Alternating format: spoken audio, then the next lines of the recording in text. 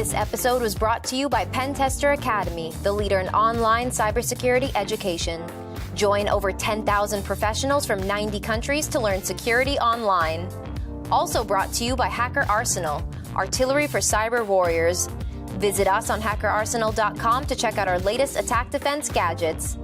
I'm Marley Oxenholm from Pentester Academy TV, and welcome to our show, Access Point, where we spotlight cybersecurity companies and give an inside look at the people and technology behind the latest advancements in the industry. I'm joined today by Jerry Caponera, who is VP of Cyber Risk Strategy at the company Nehemiah Security. Thank you for joining me today. Thank you. It's my pleasure to be on. Awesome. I'm excited to learn more about the company, so let's get started then. So first off, what types of challenges does your team's solution solve?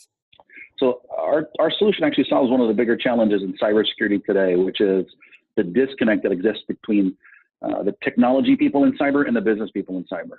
I've never met a CEO who can say that he understands where all his money is being spent in terms of security. And I've never met a CISO who understands, hey, I've got enough money and my boss understands what I'm doing. That divide that exists, which you're just laughing and nodding your head, exists. It's so painful today. Our solution fits in the space to actually cross that divide, bring those guys together, and let them prioritize what they're doing, not based on fear, uncertainty, and doubt like we like to do, or technical jargon, but in terms of actual dollars. Very nice, yeah. And now what sets you guys apart from other risk analytic vendors out there? So there's a couple things. So first of all, we're a software company, right? Our goal is to be purely in the software business. So I'm not setting this product up. Part of my job at Nehemiah is to drive the vision and strategy for what we do with our product. And our goal is to make this as automated as humanly possible. Right? So for us to be able to set this up, to be able to kind of differentiate in the market, I have to be automated. I've got to have everything pretty much running out of the box with as little human intervention as possible. I've got to have great data, both internal data that we create from our team and external data that we get as well too. And to be honest, I have to make sure that we're looking at the problem holistically.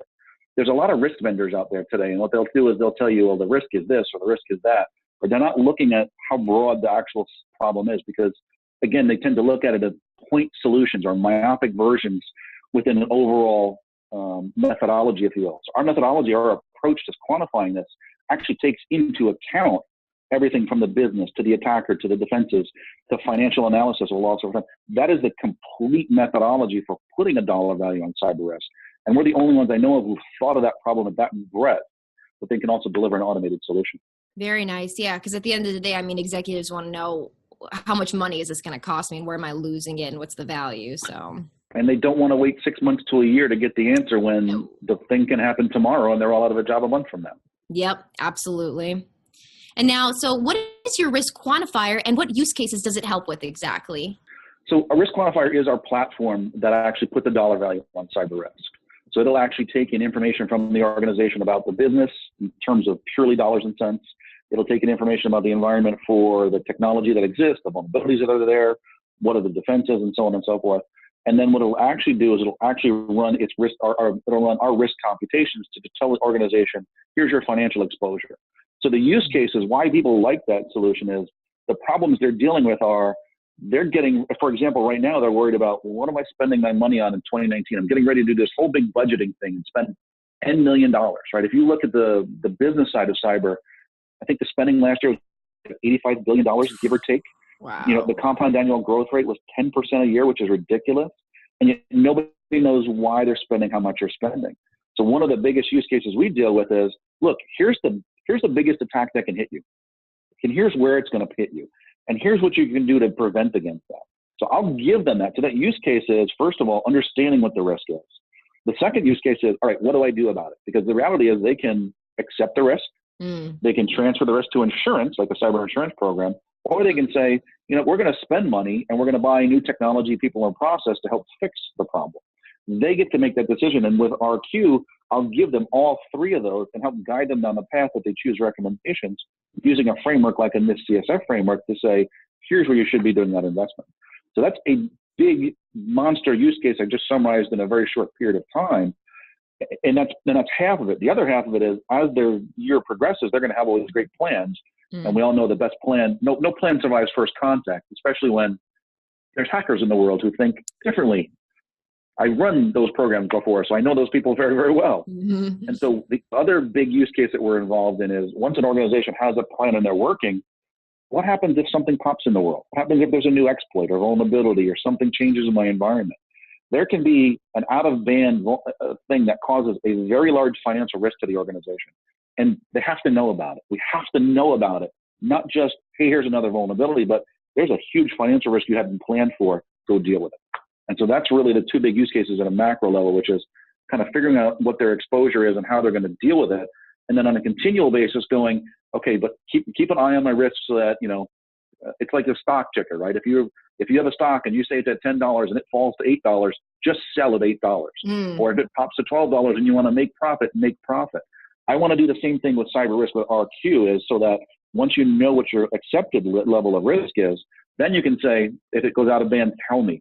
Companies need to know. We can't keep waiting 6 months, 12 months to deal with hackers. We can't. It just won't work.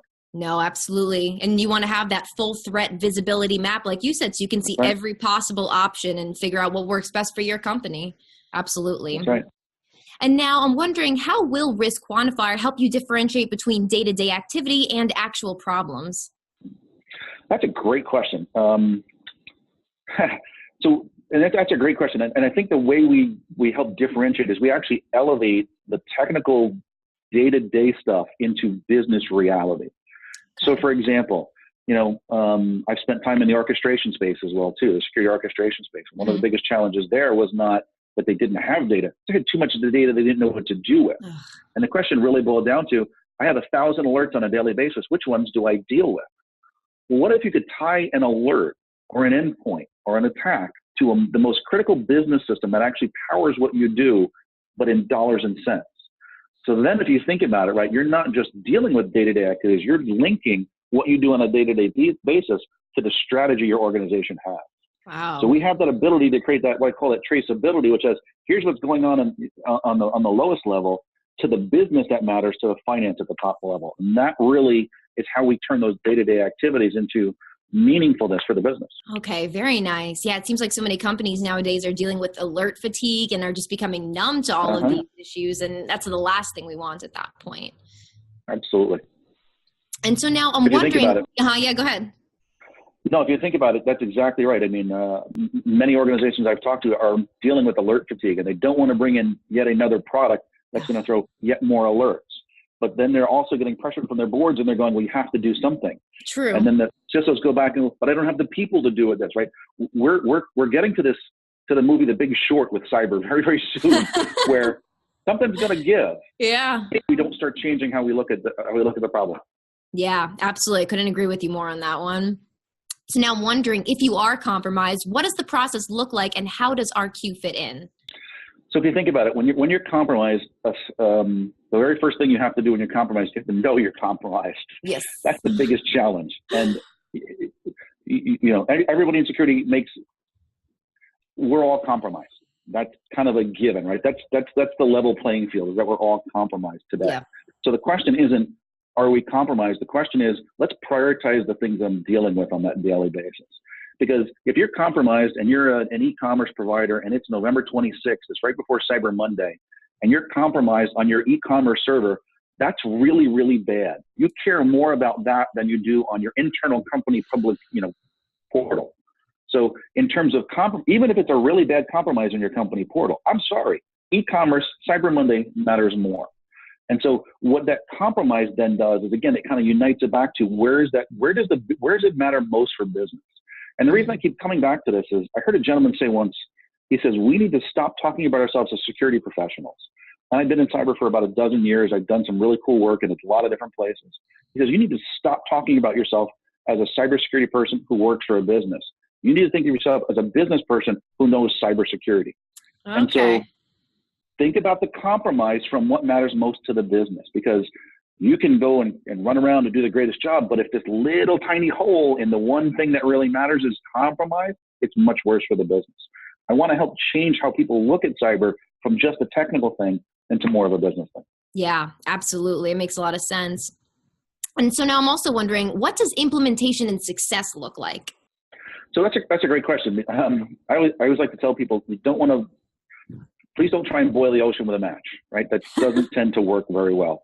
So let's start small. The very first thing we like to start with our organization from implementation is, it's a piece of software. It's all it is a very simple piece of software to place inside an organization or to use in the cloud. The kind of two are becoming ubiquitous. From our perspective, whatever works better for the customer. But then once it's up and running, let's talk about, let's get data entered. Let's start configuring and connecting to the systems that matter most in priority order. And then let's get this up and running rapidly. I mean, I like to be up and running within 2 to 4 weeks at the latest. Again, not boiling the ocean. I just want a cup of water to start with. And then let's go to a pot of water and a bathtub of water and so on and so forth. So our implementations are, how fast can I get into how fast can I show value? Right? How can I deploy our OVA or our software in the cloud and get you seeing value and seeing results and seeing what that exposure is quickly, and then starting to scale both horizontally and vertically to fit the needs of the business as you go out. Yeah, absolutely. Going back to what you said earlier, it makes such a difference in how quickly you have to act on each one of these and have an action plan ready and in place and know what you're going to do, essentially. That's right. That's right. And so now, how much time will this product save you versus how much time you need to put into it? So on average, I like to think we're up and running in about, about a month. And most of that's, as you know, and anybody who's ever dealt with software anywhere knows that 95% of the challenge is getting the right person at the right time with the right information. Right. So that's the challenge in deploying any piece of software. But once it's up and running, it'll save exponential amounts of time, because it's almost self-prioritizing how RQ is built to show you what's coming next and what you should be working on. So if you have 10 things that you're worried about, and you're going to spend a lot of time on each of them, well, the reality is not only am I going to help you save time by saying those 3 out of the 10 just don't really matter, but then we're also going to help you prioritize which of the 7 that are left over and what order you should work on. Because the reality is, I love your question, because it kind of gets to the crux of one of the bigger challenges in cyber. There's not enough people to do what we do on a daily basis. The shortage is huge. So the question isn't, how do I, when people get RQ in place, what they'll find is they're more efficient and they're more optimized. And so the team of IR folks, or the team of forensics folks, or the team of REs, or whatever they have inside their organization, can now prioritize on the things that matter most to the business. So our time saving comes in not only in terms of kind of reducing the stuff you don't need to do. We're mostly automated on the solution side, but then giving people the really hard stuff, the really fun stuff to actually work on, which I always find people would much rather work on the cool stuff than they would on the mundane personal. It's just me.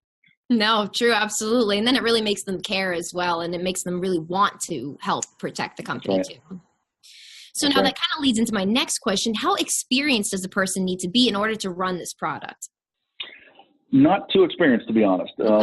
Again, I mean, if you think about it, so I've been in this business, in the cyber business, for a long time, and there's no way I can build a product that requires, a super senior person to install, configure, get this thing and running. Kind of be really, really bad. Shame on us if we did that. It'd be tough, yeah.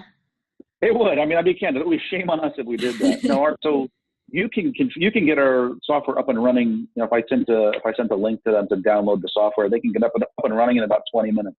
Wow. It might take a little bit of time to configure, right? Because they'd have to connect to 1 or 2 systems, assuming connections exist and the firewalls have all the correct holes open. And I always like to say that, because people go, yeah, but okay. So we try and keep that very, very simple. And part of our goal is to automate as much of that as we possibly can. It does take some information on the business side to get up and running. But again, we've tried to make it so that you don't have to, spend a tremendous amount of time doing it, nor do you need to bring in an army of people to do this. Because again, our goal is to build an automated solution around this. And so that's, I mean, you keep hearing me say that, because that's literally where I go. We can never automate everything in Risk. I mean, it's cyber. It's a kind of a weird world, right? There's always a little bit of chaos. But in terms of the experience needed to run and operate the product, we've kept it as low as we possibly can. Very nice. Yeah. At the end of the day, you just want to make people's jobs and lives easier, not harder. That's it. And now, lastly, is there anything else that you'd like to highlight about the company? Is there anything else I'd like to highlight about the company? So I think I've been doing this for a while, and what I love the most about what we're doing here is that we're taking a holistic look at the problem, right? And I think you asked this question earlier. And what I mean by that is the risk space today, especially in cyber, you tend to have most people focused on just the technical components of it. What are my vulnerabilities? What is this? What is that? And that's great. Put a number around it. Tell me I'm a 4 out of 8. Tell me I'm yellow. That's nice. I don't know what that means to the organization, right. to anything. And so what I love about what we're doing here at Nehemiah is we took a step back before we started and we said, what is the problem we want to solve? Is there a methodology that exists for this? And if not, then we have to define the methodology. We have to define the problem space in a way that makes sense. And so what I love about what we've done here is we've said, in simply putting it, the reality is if you want to know what a cyber attack can cost an organization, you have to wait for it to happen and then go back in time and look at it holistically. And so our methodology goes, no, you can't do that because you're just shaking your head. You're all fired by then and we lost. So that's a bad thing. But our methodology takes all of that into account up front, beforehand. And so it's complete in terms of how we're approaching the problem. And I love that because, it gives people, everybody I talk to, when I explain that to them and I show them what this is, it opens just their eyes to the breadth and the depth of actually what the real problem in cyber is. Mm. And so that's the best thing about Nehemiah is I think we're approaching this the right way, but the methodology we've adopted is really cross-cutting across every industry and vertical that we touch on. And it's done a great job of educating people as well, too. Look, if I do nothing more but let people know what can happen and how it happens and they learn from that, I win. And we all win. Yeah, absolutely. Sometimes success is just even having an impact and making a difference. I was talking to a couple of folks last week, large financial institutions, and it was exactly that. I just explained the methodology by which we're the problem, if you will, to a couple of people, and they were taking notes. They were like, "Oh, I never thought of that. I never thought of that. I never thought of that." And it was great because they're going to go back in their organization and they're going to think about the problem in a little bit broader terms. And so we've paid it forward. Right? We've done the right thing. Yep, exactly. That's all you can ask for at that point, too. Jerry, thank you so much for sitting down and speaking with me today about all this. I really appreciate it. My pleasure. All right. Well, take care, and we'll speak with you soon then. Thanks a lot. Have a great day. Also, make sure to subscribe to our YouTube, Twitter, and Facebook so you don't miss out on any of the latest cybersecurity news. This episode is brought to you by Pentester Academy, the leader in online cybersecurity education. Join over 10,000 professionals from 90 countries to learn security online. Also brought to you by Hacker Arsenal, artillery for cyber warriors. Visit us on hackerarsenal.com to check out our latest attack defense gadgets. Thanks for watching, and we'll see you next time.